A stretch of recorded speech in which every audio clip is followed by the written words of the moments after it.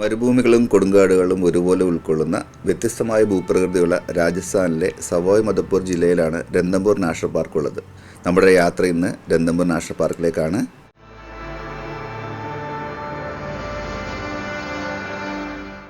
കടുവകളുടെ സംരക്ഷിത വനമേഖലയാണ് Ranthambore national park. ഏകദേശം 1334 ചതുരശ്ര കിലോമീറ്ററായി നമ്മുടെ നാഷണൽ പാർക്ക് വ്യാപിച്ചു കിടക്കുന്നു.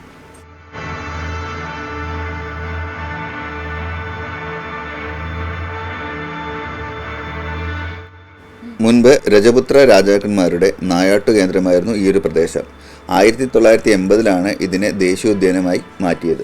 നമ്മൾ ഈ കാണുന്നത് രൺതംബോറിലെ ഏറ്റവും വലിയൊരു അട്രാക്ഷനാണ്. കാരണം ഇതിൻ്റെ ബാൻട്രി ഗേറ്റ് എന്നാണ് പറയുന്നത്. നമ്മുടെ പേരാലാണ് ഈ കാണുന്നത്. ഇന്ത്യയിലെ തന്നെ ഏറ്റവും പഴക്കമേറിയ ആലിൽ ഒരെണ്ണമായിട്ട് ഇതിനെ രേഖപ്പെടുത്തിയിട്ടുണ്ട്. രൺതംബോറിലെ ഈ ഒരു സഫാരി പാർക്കിനെ മൊത്തം 10 സോണുകളായിട്ട് തിരിച്ചിട്ടുണ്ട്. സോൺ 1 മുതൽ 5 വരെ കോർ ഏരിയയാണ്. കോർ ഏരിയ എന്ന് വെച്ചിട്ടുണ്ടെങ്കിൽ കൊടുങ്കാടുകളായിരിക്കും, അവിടെ മനുഷ്യവാസം ഉണ്ടായിരിക്കില്ല. ശേഷം 6 മുതൽ 10 വരെ ബഫർ സോൺ ആയിരിക്കും. അവിടെ മനുഷ്യ സാന്നിധ്യം ഉണ്ടാവും. കാരണം ട്രൈബൽസ്, അതായത് കാടിൻ്റെ മക്കൾക്ക് താമസിക്കാനുള്ള പെർമിഷനൊക്കെ ഉള്ളതുകൊണ്ട് അതിനെ ബഫർ സോണായിട്ടാണ് പറയുന്നത്. നമുക്ക് മൊത്തം 4 സഫാരിയാണുള്ളത്. അത് സോൺ 3ലും സോൺ 4ലുമാണ്. ഇപ്പോൾ നമ്മൾ പോകുന്നത് സോൺ 3ലേക്കാണ്. നമുക്ക് ആദ്യത്തെ സൈറ്റിംഗ് കിട്ടിയിരിക്കുന്നത് റിദ്ധി എന്ന് പറയുന്ന ഒരു ടൈഗറസിനെയാണ്. ഇതിനെ the notorious queen of Ranthambore എന്നാണ് അറിയപ്പെടുന്നത്. ഇതിൻ്റെ കോഡ് വരുന്നത് T124 എന്നാണ്.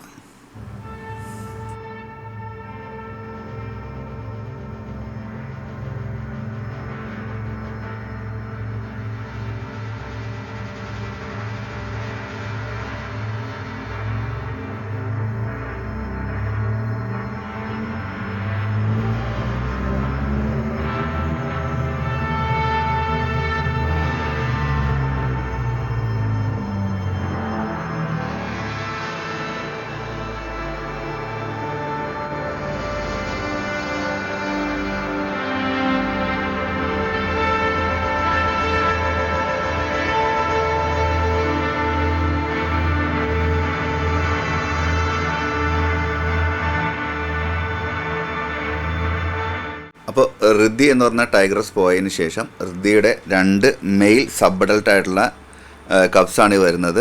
ഇതിലൊരാളുടെ പേര് വരുന്നത് ശുഭെന്നും അടുത്ത ആളുടെ പേര് വരുന്നത് ലബെന്നുമാണ്. ഇവർക്ക് സ്വന്തമായിട്ട് കോഡും കാര്യങ്ങളൊന്നും ആയിട്ടില്ല. സ്വന്തമായിട്ട് ടെറിട്ടറി എടുത്തതിന് ശേഷം മാത്രമായിരിക്കും ഇവർക്ക് കോഡും കാര്യങ്ങളൊക്കെ വരുന്നത്. ഇപ്പോഴും ഇവർ അമ്മയുടെ കൂടെ തന്നെയാണ്. പൊതുവെ കടുവയുടെ കുട്ടികൾ 2 വയസ്സ് വരെ ആയിരിക്കും അമ്മയോടൊപ്പം കഴിയുന്നത്. ഈ 2 വയസ്സിനുള്ളിൽ തന്നെ അവർ തനിയെ ഇര തേടാനും വേട്ടയാടാനൊക്കെ പഠിക്കുന്നത് ഈ ഒരു സമയത്തായിരിക്കും. അതിനുശേഷമായിരിക്കും അമ്മയെ വിട്ട് സ്വതന്ത്രമായി മറ്റൊരു ടെറിട്ടറിയിലേക്ക് പോകുന്നത്. ഈ ഒരു സഫാരി സെൻറ്ററിലെ ഏറ്റവും വലിയ പ്രത്യേകത വെച്ചിട്ടുണ്ടെങ്കിൽ ഇവിടുത്തെ ടൈഗറിനൊക്കെ തന്നെ മനുഷ്യനെയോ വാഹനത്തെ കണ്ടാലൊന്നും യാതൊരു പേടിയും കാര്യങ്ങളൊന്നുമില്ല. കാരണം ഈ ഒരു ചെറുപ്പം മുതലൊക്കെ കണ്ട് വലുതായേക്കുന്നതുകൊണ്ട് ഇവർക്ക് യാതൊരു വിധത്തിലുള്ള ഭയവും കാര്യങ്ങളൊന്നുമില്ല. അതുകൊണ്ട് നമുക്ക് നല്ല രീതിയിൽ ഇവരെ വീക്ഷിക്കാനും ഇവരെ വിഷ്വൽസൊക്കെ പകർത്താനും സാധിക്കും. ഈ കാണുന്നതാണ് നമ്മുടെ റിദ്ധിയുടെ കബ്ബ് ടെറിട്ടറി മാർക്ക് ചെയ്യുന്നത്. സ്വന്തം യൂറിൻ മരങ്ങളിലോ മറ്റു ഭാഗങ്ങളിലോ ഒഴിച്ചിട്ട് ഇത് അവരുടെ ആവാസ സ്ഥലമാണെന്ന് മറ്റുള്ള ജീവികളെ അറിയിക്കാൻ വേണ്ടിയാണ് ഈ ഒരു ടെറിട്ടറി മാർക്ക് ചെയ്യുന്നത്. അങ്ങനെ ഒരുപാട് നേരത്തെ സൈറ്റിങ്ങിന് ശേഷം ശുഭ്ലബ്, അതായത് റിദ്ധിയുടെ 2 മക്കളും സോൺ 2ലേക്കാണ് പോകുന്നത്. നമ്മളിപ്പോൾ നിൽക്കുന്നത് സോൺ 3ലാണ്. സോൺ 2ലേക്ക് പോകാനുള്ള പെർമിഷൻ ഇല്ലാത്തതുകൊണ്ട് നമ്മൾ റിദ്ധി പോയ റൂട്ടിലേക്ക് വീണ്ടും പോവുകയാണ്. എന്തായാലും നമുക്ക് അവിടുത്തെ കാഴ്ചകളിലേക്ക് പോകാം. അങ്ങനെ റിദ്ധി അവിടെ നിന്ന് നടന്ന് നീങ്ങിയത് ഒരു ലേക്കിൻ്റെ സൈഡിലേക്കാണ്. റിദ്ധിയുടെ വരവ് അറിയാതെ ഒരു കൂട്ടം മാനുകൾ അവിടെ മേഞ്ഞു നിൽക്കുന്നത് നമുക്ക് ആദ്യം കാണാൻ പറ്റി. കാരണം നമ്മൾ ആ ഒരു സൈഡിൽ നിന്നാണ് വീഡിയോ ഒക്കെ ഷൂട്ട് ചെയ്തത്. റിദ്ധിയെ കണ്ട ടൈം തന്നെ അലാം കോൾ ഇടുകയും അവരെല്ലാവരും അലേർട്ടായിട്ട് നിൽക്കുന്നതും ഈ വിഷ്വൽ നമുക്ക് കാണാൻ പറ്റും.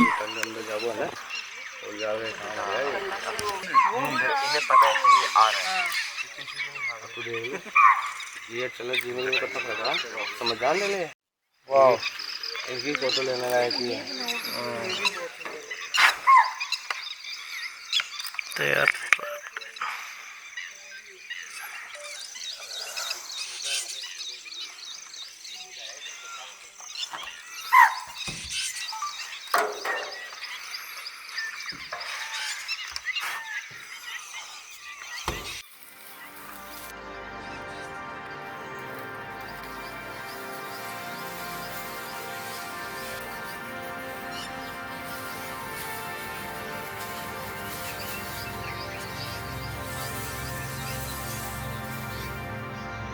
അങ്ങനെ നമ്മൾ ഡ്രൈവറായിട്ടും പറഞ്ഞു നമുക്ക് ഈ ലേക്കിൻ്റെ ചുറ്റും ഒന്ന് കറങ്ങിയിട്ട് വരാമെന്ന്. അങ്ങനെ നമ്മൾ ജസ്റ്റ് ഒന്ന് മൂവ് ചെയ്തിട്ട് വന്നതിന് ശേഷം നമ്മൾ നോക്കുമ്പോൾ മരത്തിൻ്റെ താഴെ റിദ്ധി കിടക്കുന്ന കാണാൻ പറ്റും. ടൈഗർ പോലുള്ള ആനിമൽസൊക്കെ മീറ്റാണ് കൂടുതലും കഴിക്കുന്നത്. അതുകൊണ്ട് തന്നെ ഇവരുടെ ശരീരം നല്ല രീതിയിൽ ഹീറ്റും ഉണ്ടാവും. അതുകൊണ്ട് ഇവർ ഇര പിടിക്കാത്ത സമയങ്ങളിൽ ഇതുപോലുള്ള ലേക്കിൻ്റെ സൈഡിലും അല്ലെങ്കിൽ തണുപ്പുള്ള സ്ഥലങ്ങളിലുമായിരിക്കും ഇവർ കൂടുതലും റെസ്റ്റ് ചെയ്യുന്നത്.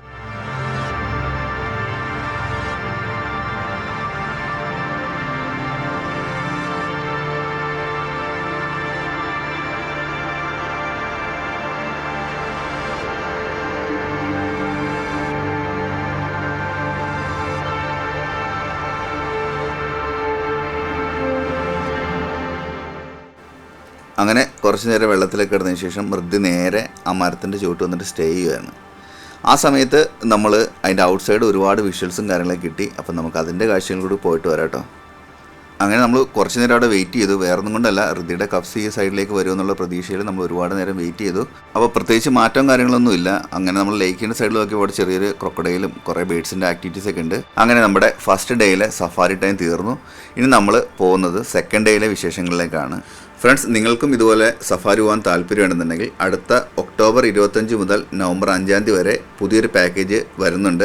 വളരെ നല്ലൊരു ടീമാണ്, നല്ല രീതിയിൽ അവർ എക്സിക്യൂട്ട് ഒക്കെ ചെയ്യുന്നുണ്ട്. അപ്പോൾ നിങ്ങൾക്ക് പോകാൻ താല്പര്യമുണ്ടെങ്കിൽ അവരായിട്ട് കോൺടാക്ട് ചെയ്യുക. ഹാരിസ് കാസിം ബ്ലോഗിലെ ഹാരിസിക്കയും വണ്ടർലസ് സ്റ്റോറീസിലെ നിതിൻ ചേട്ടനുമാണ് ഈ ടൂർ പാക്കേജ് അറേഞ്ച് ചെയ്യുന്നത്. നമ്മുടെ ചാനൽ വഴി ബുക്ക് ചെയ്യുകയാണെന്നുണ്ടെങ്കിൽ നിങ്ങൾക്ക് ചെറിയൊരു എമൗണ്ട് ഡിസ്കൗണ്ട് ഉണ്ടാവും. അപ്പോൾ ഇവരായിട്ട് കോൺടാക്ട് ചെയ്യുക. എന്തായാലും അടിപൊളി ട്രിപ്പായിരിക്കും എന്നുള്ളത് ഗ്യാരൻറ്റീഡ് ആണ്. നമ്മൾ 3 ടൈംസ് ഇവരിവിടെ പോയതാണ്. അപ്പോൾ ഫ്രണ്ട്സ്, നമ്മുടെ നെക്സ്റ്റ് ഡേയിലെ മോർണിംഗ് സഫാരി സ്റ്റാർട്ട് ചെയ്തിട്ടുണ്ട്. എന്തായാലും നല്ലൊരു ക്ലൈമറ്റും കാര്യങ്ങളൊക്കെയാണ്. നല്ല രീതിയിലുള്ള സൈറ്റിംഗ് കിട്ടുന്നുള്ള പ്രതീക്ഷയിൽ നമുക്ക് യാത്ര മുന്നോട്ട് പോകാം. അപ്പോൾ നമ്മുടെ സഫാരിയിലെ ഏറ്റവും ആദ്യത്തെ ഒരു കാഴ്ച കിട്ടിയിരിക്കുന്നത് T84 എന്ന് പറയുന്ന ആരോഹെഡിനെയാണ്. ഈ ആരോഹെഡ് നമ്മൾ മുന്നിലെ കണ്ട വീഡിയോയിൽ ഋദ്ധിയുടെ മദറാണ്. ഋദ്ധി സിദ്ധി എന്ന് പറയുന്ന 2 ടൈഗറസിൻ്റെ മദറാണ് ഈ കാണുന്ന ആരോഹെഡ്. നമ്മൾ ഈ യാത്ര പോയത് മെയ്യിലാണ്. ജൂൺ 19, 2025 ഈ ആരോഹെഡ് മരിച്ചായിരുന്നു. ബോൺ ക്യാൻസർ ആയിരുന്നു. മരിക്കുന്ന സമയം ഏകദേശം 11 വയസ്സോളം ആയിരുന്നു ആരോഹെഡിന് ഉണ്ടായിരുന്നത്. India's iconic crocodile Hunter tigress എന്നൊരു പേരും കൂടി നമ്മുടെ ആരോഹെഡിനുണ്ട്. കാരണം കൂടുതലും ലേക്ക് സൈഡിലുള്ള മുതലകളെയാണ് ഇവർ അറ്റാക്ക് ചെയ്യുന്നത്. അങ്ങനെ നമ്മുടെ മോർണിംഗ് സഫാരി കഴിഞ്ഞു. ഇനി നമ്മൾ ആഫ്റ്റർനൂൺ സഫാരിയിലേക്കാണ് പോകുന്നത്. ഇത് സോൺ 4ലാണ് നമ്മുടെ ആഫ്റ്റർനൂൺ സഫാരി. അങ്ങനെ സഫാരി സ്റ്റാർട്ട് ചെയ്ത് വിത്തിൻ സെക്കൻഡുകളിൽ തന്നെ നമുക്ക് അടുത്തൊരു സൈറ്റിംഗ് കിട്ടിയിട്ടുണ്ട്. നമുക്ക് അടുത്ത സൈറ്റിംഗ് കിട്ടിയിരിക്കുന്നത് ഒരു മെയിൽ ടൈഗറാണ്. ഇതിൻ്റെ പേര് വന്നിട്ട് ഗണേഷ് എന്നാണ്. T120 എന്നാണ് ഇതിൻ്റെ കോഡ് വരുന്നത്.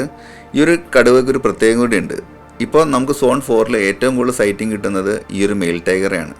മറ്റുള്ള ടൈഗറിനെ അപേക്ഷിച്ച് ഇവൻ്റെ ഇരപിടുത്തത്തിലും ചെറിയൊരു പ്രത്യേകത ഉണ്ട്. ഏറ്റവും കൂടുതൽ ലെപ്പേഡ്സിനെയും സ്ലോട്ടഡ് ബിയർ അല്ലെങ്കിൽ ഡോഗ്സ് ഇങ്ങനെയുള്ള ആനിമൽസിനെയാണ് ആൾ കൂടുതലും അറ്റാക്ക് ചെയ്യുന്നത്. ഇപ്പോൾ നമ്മുടെ രന്തംപൂരിലെ സഫാരി സെൻറ്ററിലെ ഏറ്റവും ഡോമിനൻ്റ് ആയിട്ടുള്ള ഒരു മെയിൽ ടൈഗർ കൂടിയാണ് നമ്മുടെ ഗണേഷ്.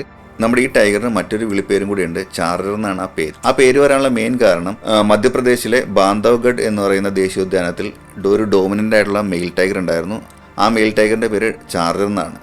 ആ ടൈഗറിന് ആ പേര് വരാനുള്ള കാരണം സഫാരി വെഹിക്കിളിന് നേരെ മോബ് ചാർജിങ് നടത്താറുണ്ട്. ഈ മോബ് ചാർജിങ് എന്ന് വെച്ചിട്ടുണ്ടെങ്കിൽ ഒരു ഡിഫൻസ് മെക്കാനിസമാണ്. അത് നമ്മളെ ആക്രമിക്കാൻ വേണ്ടിയല്ല, ഇത് തൻ്റെ ടെറിട്ടറി വരുന്ന സ്ഥലമാണെന്നും താനാണ് ഇവിടുത്തെ ശക്തനെന്നും കാണിക്കാൻ വേണ്ടി നമുക്ക് തരുന്ന ഒരു മെസ്സേജും കൂടിയാണ്. ചുരുക്കി പറഞ്ഞാൽ back off you are too close എന്ന് കടുവ നമുക്ക് തരുന്ന ഒരു വാർണിംഗ് സിഗ്നലാണ് ഇത്. അതായത് മധ്യപ്രദേശിലെ ചാത്തർ എന്ന് പറഞ്ഞ ടൈഗറിന് ഏകദേശം 18 വയസ്സുണ്ടായിരുന്നു. അത് മരണപ്പെട്ടത് 2000-ലാണ്. സെയിം അതേ ടൈഗറിൻ്റെ എല്ലാ സ്വഭാവങ്ങളും നമ്മുടെ ഗണേഷിനുണ്ട്. അതുകൊണ്ട് തന്നെയാണ് ഗണേഷിനെയും ചാർജർ എന്ന് ഇപ്പോൾ ആൾക്കാർ വിളിക്കുന്നത്. നമ്മുടെ വണ്ടിയിലുള്ള സ്റ്റാഫ് ഏട്ടൻ പറഞ്ഞത് ഗണേഷിൻ്റെ 2 കണ്ണിന് 2 കളറാണെന്നാണ്. അതിലൊരു കണ്ണിന് ചെറിയ രീതിയിൽ ഇൻഫെക്ഷൻ ആയിട്ടുണ്ട്. ചിലപ്പോൾ മിക്കവാറും ലെപ്പേഡിനെയോ അല്ലെങ്കിൽ മറ്റുള്ള ആനിമൽസിനെയൊക്കെ ആക്രമിച്ച് കൊല്ലുന്ന സമയത്ത് അവരും തിരിച്ച് അറ്റാക്ക് ചെയ്യാറുണ്ട്. ആ സമയത്ത് പറ്റിയ എന്തെങ്കിലും ഇഞ്ചുറി ആയിരിക്കാം. ഗണേഷിൻ്റെ ഒരു കണ്ണിന് ഇപ്പോൾ ചെറിയ രീതിയിൽ കാഴ്ച കുറഞ്ഞിട്ടുണ്ടോ എന്നൊരു സംശയം കൂടി നമ്മുടെ ഡ്രൈവർ ഏട്ടൻ പറഞ്ഞായിരുന്നു. അങ്ങനെ ഒരുപാട് നേരത്തെ സൈറ്റിംഗ് ഒക്കെ തന്നതിന് ശേഷം ആൾ പയ്യനെ റൈറ്റ് സൈഡിലേക്കാണ് മൂവ് ചെയ്തത്. ലെഫ്റ്റ് സൈഡ് ഫുള്ളും വെഹിക്കിളായിരുന്നു. അപ്പോൾ രന്തംപൂരിലെ കാഴ്ചകളും വിശേഷങ്ങളും ഇവിടെ അവസാനിക്കുന്നില്ല. വീഡിയോയുടെ ലെങ്ത്ത് കൂട്ടണ്ടെന്ന് വെച്ചിട്ട് നമ്മൾ 2 പാർട്ടായിട്ടാണ് ചെയ്യുന്നത്. ഇത് ഫസ്റ്റ് പാർട്ടാണ്. ഫസ്റ്റ് പാർട്ടിലെ മോർണിംഗും ഈവനിങ് സഫാരിയുടെ ഒരു വീഡിയോസാണ് നമ്മൾ ഉൾപ്പെടുത്തിയിരിക്കുന്നത്. അപ്പോൾ ഇതിൻ്റെ സെക്കൻഡ് പാർട്ട് ഉണ്ടാവും.